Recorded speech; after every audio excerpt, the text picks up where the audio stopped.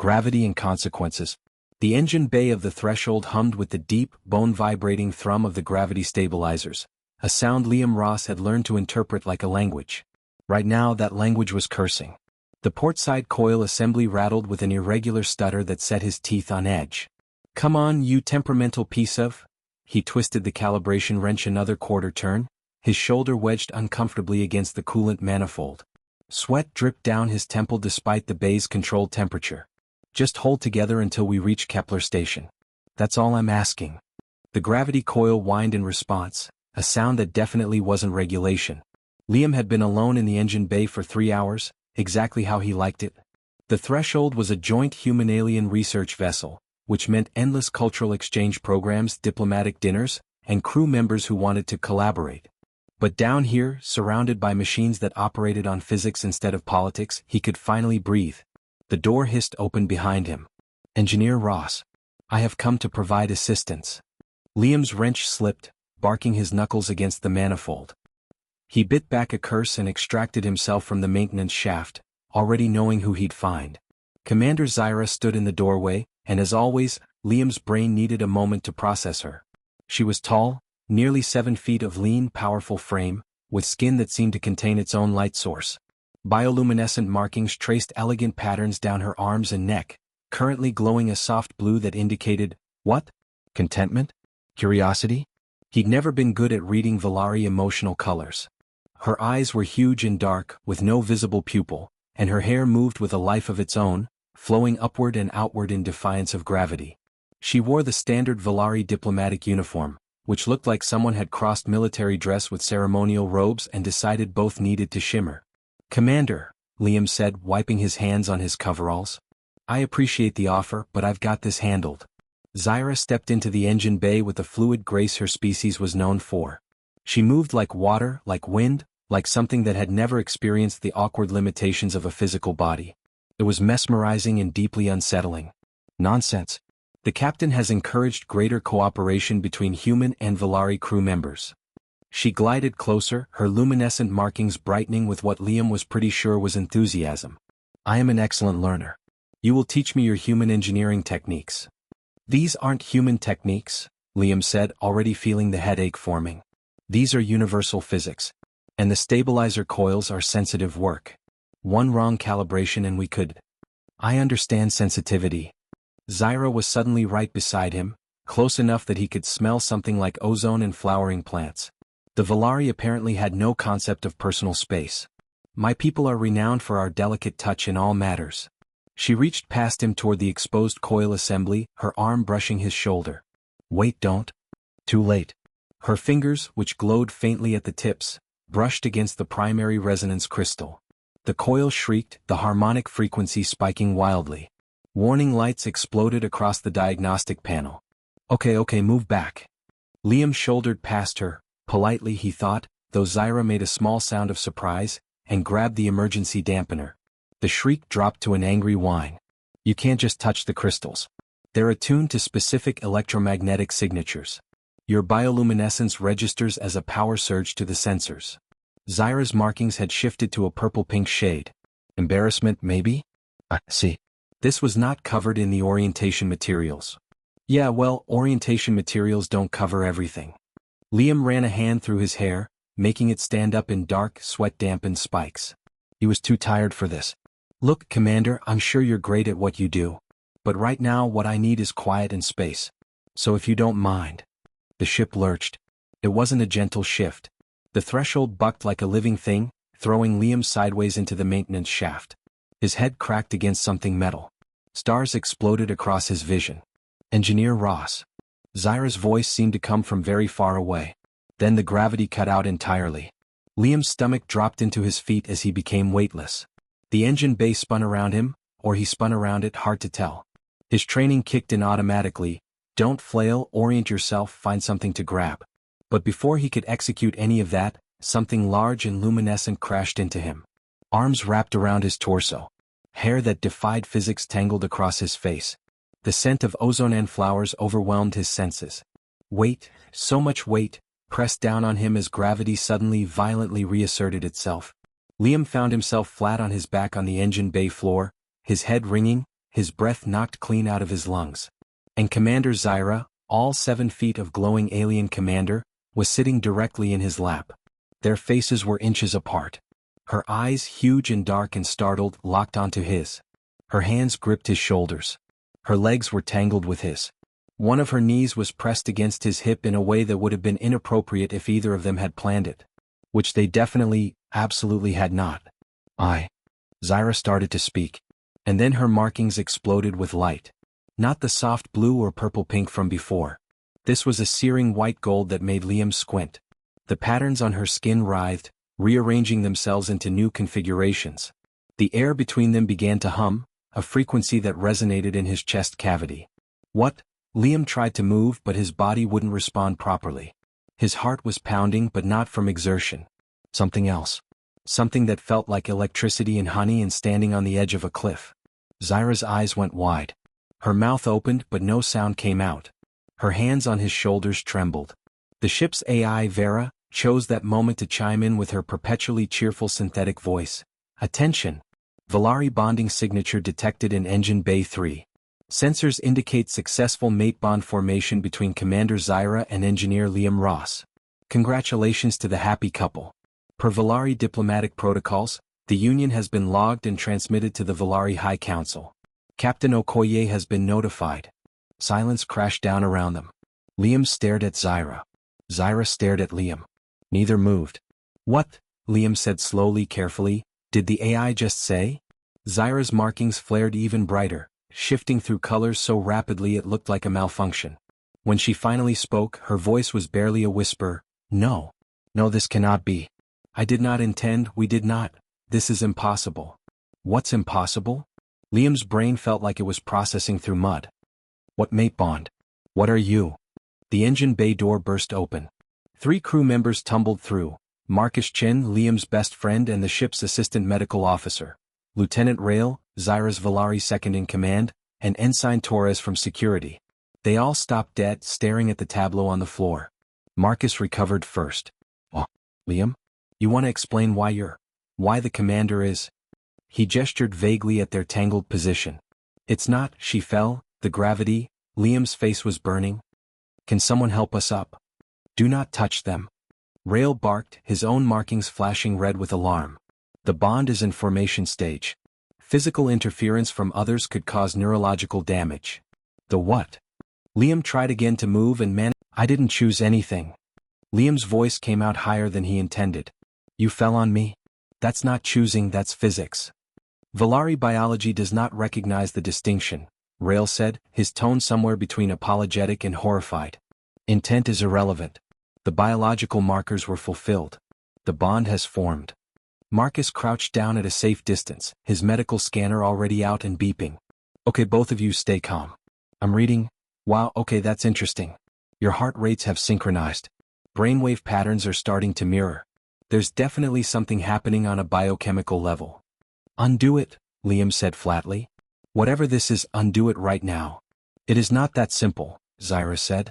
Her voice had gone quiet, controlled, but Liam could see the tension in her jaw. The bond it is forming even now.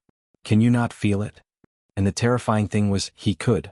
There was a presence in the back of his mind, something warm and vast and utterly foreign. Like someone had opened a door in a room he'd always assumed was sealed. This is insane, Liam said, but the words came out weak. This can't be real. Medical Bay, Marcus announced, standing up. Both of you now. We need Dr. Chin, my mom, he clarified at Liam's look, to examine you properly. And he glanced at the other crew members. Maybe we keep this quiet until we understand what we're dealing with? Torres snorted. Too late for that. Vera announced it to the whole ship. As if summoned by her name, the AI chimed again. Reminder, bonded pairs are eligible for shared quarters under Valari cultural accommodation protocols. Would you like to submit a request for reassignment? And oh, Liam and Zyra said in perfect unison. They stared at each other, startled by the synchronization. Zyra's markings pulsed in a pattern that looked almost like distress. I must speak with my people. This is a diplomatic incident of the highest order. Diplomatic incident? Liam's laugh came out brittle. That's what you're worried about? I'm worried about the alien presence in my brain. It is not a presence, it is a bond, Zyra snapped, and for the first time since the accident she sounded like the commander she was. And you think I am pleased with this situation? I did not intend to bind myself to a human who hides in his engine bay and cannot even recognize basic emotional light speak. Well, I didn't intend to get bonded to an alien who doesn't understand personal space and breaks things when she tries to help. Okay. Marcus stepped between them, metaphorically since he was still maintaining a safe distance. How about we table the arguing until after we figure out what's actually happening? Liam, Zyra, can you stand? They tried. Liam got his knees under him, Zyra shifted her weight, and that strange electricity sensation intensified into something that was almost painful. Both of them gasped. Slowly, Rail advised. The initial formation period is delicate. You must remain in physical contact until the bond stabilizes.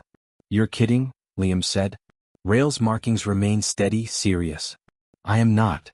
So they stood together, Liam's hand somehow ending up on Zyra's elbow, her fingers wrapped around his forearm. The contact made the honey electricity feeling settle into something more tolerable, like white noise instead of feedback. They walked to the medical bay in silence, surrounded by their awkward escort of crew members who were clearly dying to ask questions but managing to restrain themselves. The corridors of the threshold were mercifully empty, late shift, most of the crew either sleeping or at their stations. But Liam could feel the weight of the ship's attention anyway. Vera had announced it. Everyone knew. The medical bay was a gleaming expanse of human and Valari medical technology, somehow integrated into a coherent whole. Dr. Sarah Chin, Marcus's mother and the ship's chief medical officer, was waiting for them, her dark eyes sharp behind her glasses. On the exam tables, she said without preamble. Both of you. Liam left. Zyra, right. Maintain contact. They arranged themselves awkwardly, sitting on adjacent tables with their hands still linked. Dr. Chin began running scans with equipment Liam couldn't begin to identify, her expression growing more concerned with each reading. Well, she finally said, setting down a Valari bioscanner that looked like a crystal tuning fork. It's real. How real? Liam asked. Very real. Your nervous systems are beginning to synchronize. There's a quantum entanglement forming between your bioelectric fields. I'm reading hormone cascades in both of you that are consistent with Valari bonding chemistry, except. She frowned at her tablet. Liam, you're human. You shouldn't be producing these compounds at all. The bond changes the chemistry to match, Zyra said quietly. Her gaze was fixed on the far wall, her markings a muted blue. It rewrites the biological language until both partners speak the same dialect. It is how my people overcome biological incompatibility with mates. Your people mate bond with other species? Dr. Chin asked, already making notes. Rarely. But it is possible. Zyra's voice was hollow. There are protocols, ceremonies, courtship rituals that take months. The bond is not supposed to form accidentally. But it can, Rail said from his position by the door. I have heard of such cases. When two people are deeply compatible, when their biosignatures align in unexpected ways, an accident can trigger what was always potential. I'm not compatible with her. Liam protested. I barely know her. But even as he said it, that presence in the back of his mind pulsed, and he felt something that wasn't his own emotion, hurt, sharp and quick. He looked at Zyra. Her expression hadn't changed, but her markings had gone dark. I mean, he scrambled to recover. I didn't mean it like that. I just meant we're basically strangers. I understand, Zyra said, her tone perfectly neutral. But the hurt feeling intensified before slowly fading. Dr. Chen cleared her throat. Regardless of how it formed, we need to understand what we're dealing with. The bond is progressing rapidly. Within 24 hours, you'll experience full emotional synchronization. Within 48, your circadian rhythms will align. Within a week, the bond will be permanent. Permanent. Liam's voice cracked. Unless you undergo the reversal ritual, Rail said. But it must be done before the bond fully sets. After 7 days, attempting reversal would cause severe psychological trauma to both parties. Then we do the reversal, Liam said immediately. Right now. Whatever it takes. Zyra's hand twitched in his, but she nodded. Agreed. This was an accident. We should not be bound by it. Rail's markings flickered. Uncertainty, Liam was starting to recognize. The reversal ritual is complex. It requires specific conditions. And it must be overseen by a Valari elder versed in bonding law. We don't have a Valari elder on this ship, Marcus pointed out. No, Rail agreed. But there is one at Kepler Station. Elder Corvin. He is traveling there for the trade summit. We're 3 days from Kepler, Dr. Chin said. Can they maintain the bond in an unstable state for that long? They will have to, Rail said. But I must warn you, the ritual is not simply a medical procedure. It requires absolute honesty from both parties. You must prove that you are truly incompatible, that the bond should never have formed. If you cannot prove this. He paused. The bond will complete itself. We can prove it, Liam said, not looking at Zyra. We're completely incompatible. That pulse hurt again. He tried to ignore it. Then I suggest you both rest, Dr. Chin said. You'll need to remain in proximity, separate rooms but nearby. The bond will become painful if you're too far apart during the formation period. How is this my life? Liam muttered. A message chimed on Dr. Chen's terminal. She glanced at it and grimaced. And the captain wants to see you. Both of you. Immediately. Of course she did. Captain Okoye's office was on the command deck, a space that managed to be both functionally sparse and elegantly appointed. The captain herself was a tall, broad-shouldered woman with steel-gray hair and eyes that missed nothing. She looked at Liam and Zyra over her steepled fingers, her expression unreadable. Explain, she said.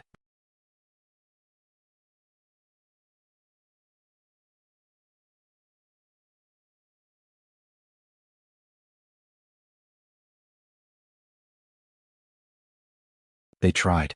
It came out as a jumbled mess of overlapping explanations. The gravity malfunction, the fall, the accidental contact. Captain Okoye listened without interrupting, though her eyebrows climbed steadily higher. When they finished, she was silent for a long moment. So let me see if I understand, she finally said. Commander Zyra, you went to the engine bay to assist Engineer Ross, despite having no training in human engineering systems. You touched a sensitive component, causing a minor malfunction. This malfunction led to a gravity fluctuation, during which you fell on Mr. Ross in a manner that your biology interpreted as mate selection. And now you're bonded, and the only way to break it is to meet with an elder at Kepler Station and prove you're incompatible. That is correct, Captain, Zyra said stiffly. And in the meantime, your bond is being broadcast as a potential diplomatic incident to the Valari High Council. Also correct. Captain Okoye rubbed her temples. The Valari Council is going to have opinions on this, aren't they? Many opinions, Zyra confirmed. Some will see it as a promising alliance between our peoples. Others will see it as... She hesitated. As beneath my station. I am a commander from a prominent family. He is. An engineer who keeps this ship running, Captain Okoye interrupted sharply. Station is irrelevant on my vessel, Commander. Zyra's marking shifted. Surprise, maybe respect. Of course, Captain. I meant no disrespect to Engineer Ross. I only meant that the politics will be complicated. Politics are always complicated. The captain stood, moving to the viewport where the stars streaked past in faster-than-light distortion. Here's what's going to happen. You two will maintain professional conduct. You will not let this interfere with your duties. You will attend the reversal ritual at Kepler Station, and you will resolve this situation with as little diplomatic fallout as possible. Understood? Yes, Captain, they said together. Captain Okoye turned back to them, and her expression softened slightly. And for what it's worth, I'm sorry this happened. Both of you. It's a hell of a thing to have your biology make choices for you. As they left the office, Liam felt that presence in his mind pulse again. This time it carried a sense of agreement. Maybe, just maybe, they had one thing in common after all. Walking back to their quarters, separate quarters but on the same deck, Liam became acutely aware of every place their bodies were in sync. Their footsteps matched. Their breathing aligned. When he glanced sideways at Zyra, she was glancing at him at the exact same moment. This is so weird, he muttered. Profoundly, Zyra agreed. They stopped outside Liam's door. Protocol said they needed to stay close but not too close. He could already feel the beginnings of discomfort, a vague anxiety that intensified when he thought about going inside and closing the door between them. I will be in the quarters 3 doors down, Zyra said. If you need, if the bond becomes painful. Yeah. Same. They stood there awkwardly. Liam became aware that they were still holding hands. When had that happened? And dropped her fingers like they'd burned him. The anxiety spiked immediately. Zyra winced. The contact helped stabilize it. I know, but... Liam ran his free hand through his hair. Look, I know you didn't mean for this to happen. And I'm sorry for what I said in medical. About not being compatible. I didn't mean. You meant exactly what you said, Zyra interrupted, but her tone wasn't harsh. We are strangers. You do not wish to be bound to me. These are facts, not insults. Still. It was rude. Her markings flickered with something that might have been amusement. You are human. Your cultural rudeness is calibrated differently than ours. I am learning to adjust. Despite everything, Liam almost smiled. We're going to fix this. At Kepler Station we'll do the ritual, prove we're incompatible and everything goes back to normal. Yes, Zyra agreed. But neither of them moved. That presence in his mind pulsed again, and this time Liam thought he could sense what it was saying. This is not going to be as simple as you think. He pushed the thought away, said goodnight, and retreated to his quarters. But as he lay in his bunk, staring at the ceiling, he could feel Zyra 3 doors down. Could sense her wakefulness, her worry, her own racing thoughts. They were going to fix this. They had to. The alternative was unthinkable. Resonance. Liam woke to the sensation of someone standing over him, which was alarming until he realized he was alone in his quarters and what he was feeling was Zyra waking up 3 doors away. He sat up in his bunk, heart pounding, pressing his palms against his eyes. The bond had grown stronger overnight. He could feel her presence like a weight in his chest, constant and undeniable. When he focused on it, he could sense her emotional state, currently a mix of resignation and something that felt like determination. This is insane, he told the empty room. His communicator beeped. Marcus's face appeared on the screen, looking far too cheerful for 0600 hours. Morning bonded one. How's the alien presence in your brain? Not funny. Little bit funny. Mess hall in 15? We need to talk about managing the bond until Kepler. Liam groaned but agreed. He showered, dressed in clean coveralls and stepped into the corridor, where he immediately sensed Zyra doing the same. The bond helpfully informed him that she was 2 doors down, had just finished her morning meditation, and was currently experiencing anxiety about facing the crew. When they emerged simultaneously and found themselves walking toward each other, Zyra's markings flickered with surprise before settling into a resigned blue. Good morning, Engineer Ross. Morning, Commander. Liam gestured toward the lift. Mess hall. I was summoned there as well. By Lieutenant Rail. They walked in awkward silence. The bond seemed to prefer when they were closer together. Within 3 feet, the background anxiety faded to something manageable. But maintaining appropriate personal space meant staying just far enough apart that the discomfort never quite went away. The mess hall was a disaster. Every head turned as they entered. Conversations stuttered and died.